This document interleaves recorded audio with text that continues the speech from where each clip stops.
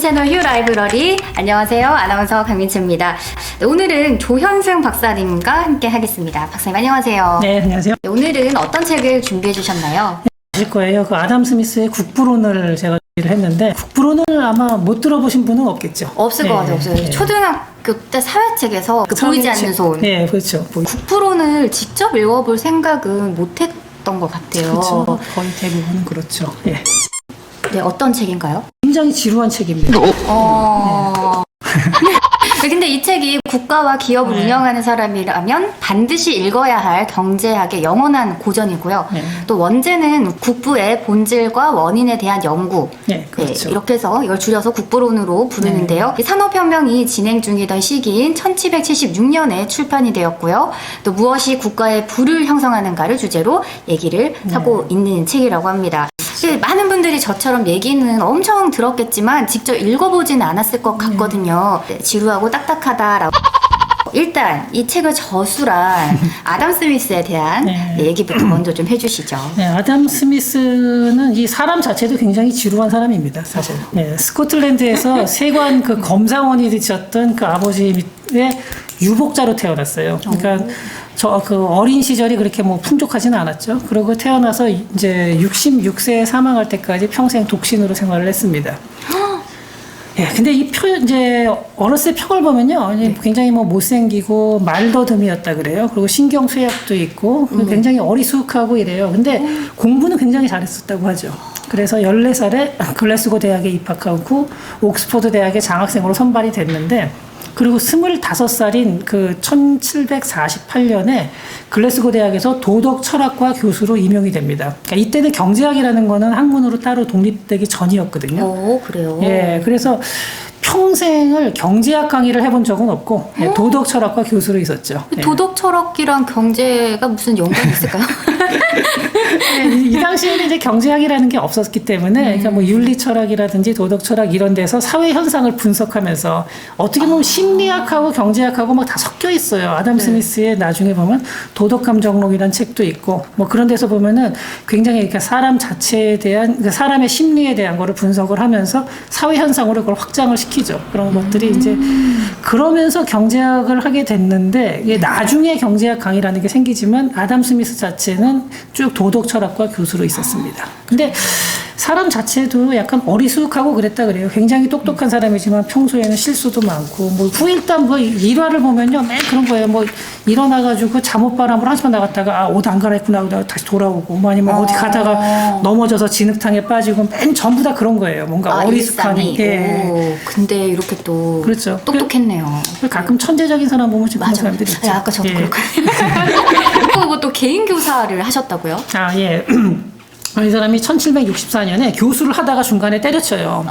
어떻게, 왜 그러냐면, 이게 버크럭 공작이라는 사람이 자기 장남의 개인 교사를 맡기는데, 이때는 개인 교사가 그냥 왔다 갔다 하면서 집에 가르치는 게 아니라 아예 데리고 유럽 전체를 여행을 다니는 거예요. 몇 년 동안. 우와. 그래서 돈을 갖다가 교수 월급이 한 3배 이상 줬다 그러더라고요. 와, 진짜요? 예, 굉장한 부자였죠. 그래서 굉장히 망설였대요. 처음에는 이걸 교수를 그만두고 이 한 명을 가르쳐야 되느냐 하다가, 뭐 제 생각엔 돈의 유혹 때문이었던 것 같은데. 스미스도 역시 돈을 새겼군요. 또 하나는 아담 스미스가 그 전부터 유럽, 그러니까 영국에 있었으니까 유럽 대륙을 가서 대륙 사람들을 만나보고 싶다는 생각도 좀 있었대요. 그러니까 그 두 가지가 합쳐지면서 데리고 돌아다니면서, 이게 사실은 국부론에 나중에 큰 영향을 주게 되는데, 예, 이때 프랑스에서 이제 중농주의 경제학자들을 만나게 돼요. 뭐 케네라든지 튀르고 이런 사람들을 만나면서 이 중농주의 사상을 굉장히 그 감명 깊게 받아들이죠. 그리고 아담 스미스의 국부론도 이 중농주의 사상에 기반해서 이제 그 책을 저술을 하게 된 겁니다. 네. 사실은 이때가 1764년인데, 아담 스미스가 유럽 전체에서 유명세를 탄 거는 그 한참 전이었던. 이미 유명했어요. 그렇죠. 네, 1759년에 그 도덕 감정론을 출판을 했는데, 이게 아주 굉장히 큰 히트를 칩니다. 네, 그리고 이제 17년 후에 국부론이 출간이 되죠. 그래서 저기 부자가 손 내밀었구나. 그렇죠. 네. 부자가 뭐 아무한테나 손 내밀진 않겠죠. 그래서 이제 어느 정도 이름이 있으니까 손을 내민 거죠. 그러면 이 국부론 이전에 도덕 감정론으로 유명해졌는데, 이름이 다르긴 해요. 전혀 다른 분야의 책인가요? 그렇죠. 다른 분야의 책인데, 이 하나 약간 약간 아담 스미스의 그 사상적 흐름을 일관되게 꿰뚫고 있는 게 하나가 있습니다. 이게 어떤 거냐면은 우리가 흔히 계몽사상 그러면은 프랑스의 뭐 루소라든지 뭐 홉스 이런 식의 뭐 그러니까 어떤 사회 계약론을 바탕으로 해서 정부가 사회를 통제하지 않으면 완전히 무질서해지고 뭐 만인에 의한 만인의 투쟁 이런 식으로 굉장히 무질서한 사회가 된다라고 생각을 하고 있지만 사실은 그 계몽주의가 스코틀랜드에서도 형성이 됩니다. 그러니까 대표적으로 데이비드 휴미 같은 사람도 있었고 그 휴무하고 스미스가 굉장히 친했었거든요. 근데 이 사람들은 어떤 생각을 하냐면은 사회에 강력한 정부가 없더라도 자생적인 질서가 있어서 어느 선 이상으로는 흐트러지지 않는다라는 거예요. 물론 그렇다고 국가의 뭐 필요성을 전혀 인정하지 않는 거는 아니지만 어찌됐든 이 아담 스미스는 도덕 감정론에서 어떤 거를 얘기를 하냐면은 인간 자체는 이기적인데 네. 이 이기적인 감정을 지니고 있는 인간들의 마음속에는 자기 스스로 자기를 떨어져서 바라볼 수 있는 공정한 관찰자가 있다 그래요. 그 표현을 공정한 관찰자라고 했는데 이게 자기가 어느 선 이상을 넘어가는 행동은 안 하게끔 막는다는 거죠. 그러니까 흔히 말하는 요즘식으로 얘기하자면 편하게 쉽게 얘기하면 뭐 양심이라든가 뭐 이런 그쵸, 거죠. 그쵸. 네. 네. 그런 것들 물론 없는 사람도 있겠지만 거의 대부분의 사람들은 이제 그런 게 있다는 거죠. 예. 그래서 이런 이기적인 인간들이 모여서도 사회에서는 정말 무질서한 약육강식이 아니라 어느 정도 자생적 질서가 유지될 수 있다라는 거예요. 근데 이걸 이제 그 표현으로 뭐 스폰테니어스 오더라 그래서 그 자동적으로 그런 질서가 형성이 된다는 거죠. 근데 이게 보이지 않는 손이라는 그 경제 원리하고 어떤 식으로 보면 좀 유사한 게 있죠. 정부가 끼어들지 않아도 시장 내에서 자동적인 보이지 않는 손에 의해서 질서가 유지된다는 거거든요. 경제 질서가. 요거를 국부론에서도 어떤 핵심적인 원리 중에 하나인데 이게 도덕 감정론의 그 보이지 않는 손과 약간은 비슷한 면도 있습니다. 그래서 그럼 보이지 않는 손이 도덕 감정론에서는 어떤 식으로 나와요? 네. 사실 이 표현 자체도 도덕 감정론에 처음 쓰였는데 보이지 않는 손이라는 게 워낙 유명하니까 국부론에 자주 나올 것 같은데 딱 한 번 나옵니다. 네. 그래요? 전체 책에 딱 한 번, 그 1000페이지 가까이 되는 책에 딱 한 번 나오고 도덕 감정론에서는 거기서 딱 한 번 나오죠. 정말 근데 이렇게 전 세계에 워낙에 그 사상을 잘 표현하고 있는 단어라는 거죠. 그게. 근데 도덕 감정론에서는 그 보이지 않는 손이 여기서도 약간은 그 경제 원리가 들어가는데 이런 거죠. 부자들이 허영심을 부린다. 사람은 누구나 다 허영심을 부리는데 도덕 감정론을 보면은 허영심이라는 걸 반드시 나쁘게 얘기는 하진 않아요. 허영이 있기 때문에 소비도 나오는 거고 더 많은 소비를 하게 돼. 부자들이 허영을 부림으로 인해서 그게 그들이 고용한 노동자들한테 또 일자리가 들어가고 또 그러기 때문에 가난한 사람들에게 생산물이 나누어지게 된다는 거예요. 요즘 말하면 낙수효과 비슷한 거죠. 네. 그러니까 부자들이 모든 사회의 부를 다 독점하진 않는다는 거죠. 그러니까 소비 활동을 통해서 부가 분배되는 과정에서 보이지 않는 손이 작용을 한다는 겁니다. 네, 그럼 본격적인 책 소개를 좀 해보겠습니다. 경제학에 관심이 없는 사람들도 이 유명한 두 구절은 들어봤을 텐데요. 우리가 저녁 식사를 기대할 수 있는 것은 정육업자나 양조업자, 제빵업자의 자비심 때문이 아니라 그들의 개인 이익 추구 성향 때문이다. 사람은 누구나 생산물의 가치가 극대화되는 쪽으로 자신의 자원을 활용하려고 노력한다. 그는 공익을 증진하려고 의도하지 않으며 또 얼마나 증대시킬 수 있는지도 알지 못한다. 나는 작은 핀 공장을 본 일이 있다. 한 사람은 철사를 자르고 한 사람은 철사를 뾰족하게 하고 한 사람은 철사의 끝을 간다.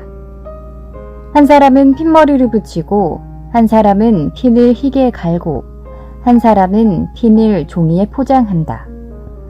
이렇게 하여 10사람이 하루에 48,000개, 한 사람당 4,800개의 핀을 제조하고 있었다.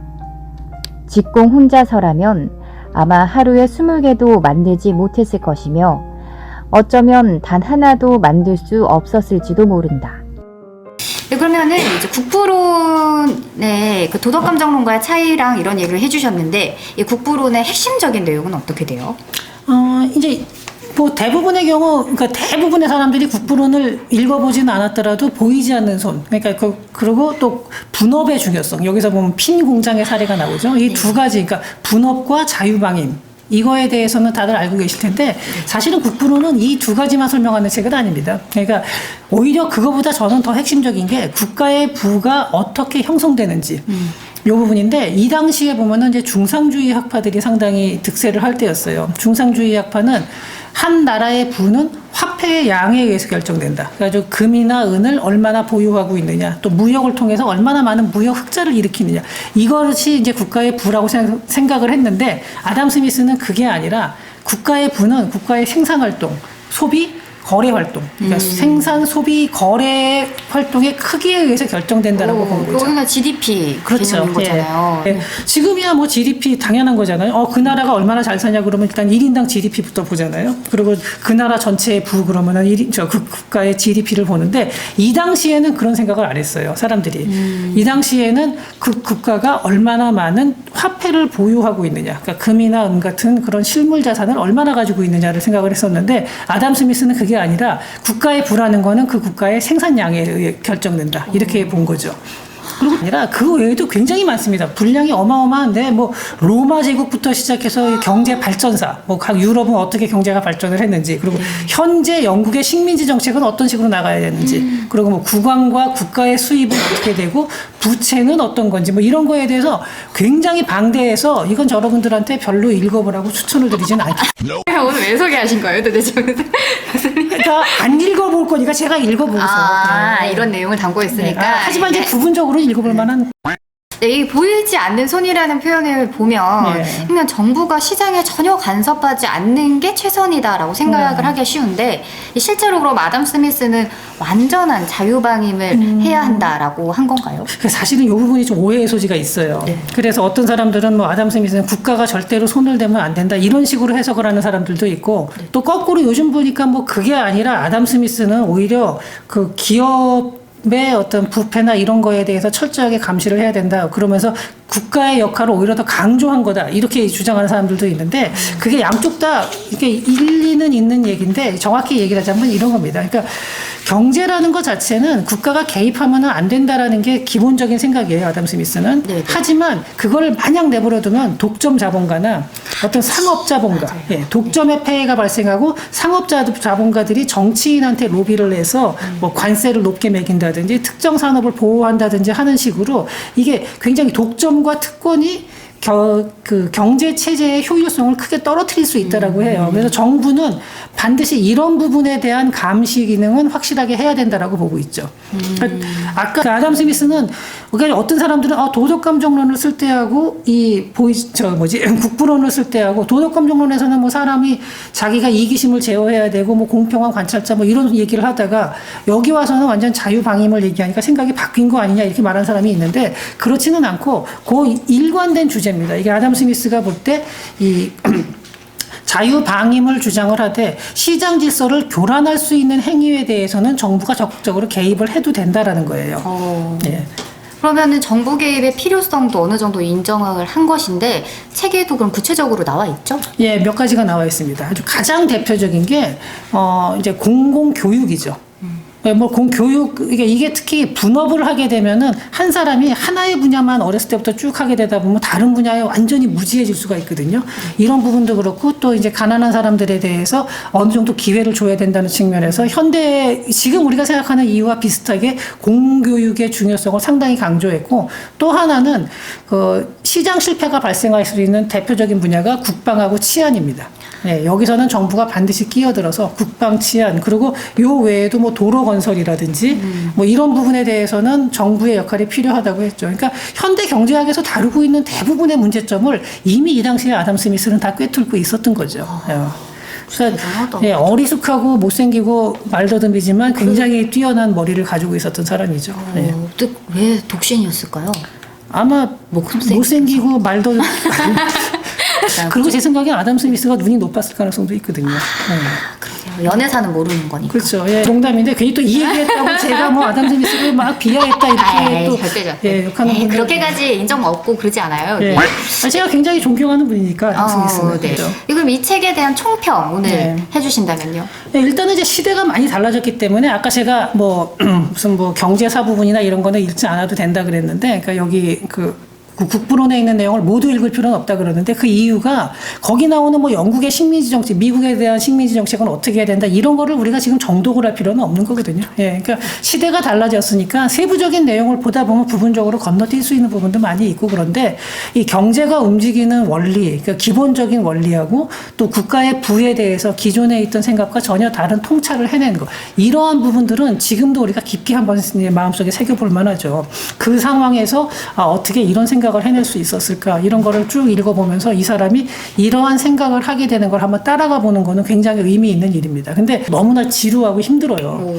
저야 뭐 직업이라서 어쩔 수 없이 그 참 꾹 참고서 괴롭게 보긴 했는데 여러분들은 뭐 그러실 필요는 없고 보면서 이제 부분적으로 필요한 부분이 한 가지 다행인 거는 1장 1절을 보면은 이 책에 엑기스가 다 들어가 있다는 게 그게 참 다행이죠. 네, 보다 이거는 이제 너무 길고 지루하다 싶은 부분은 건너뛰면서 읽어도 되고 나중에 다시 읽어보려면 되돌아가서 읽어도 됩니다.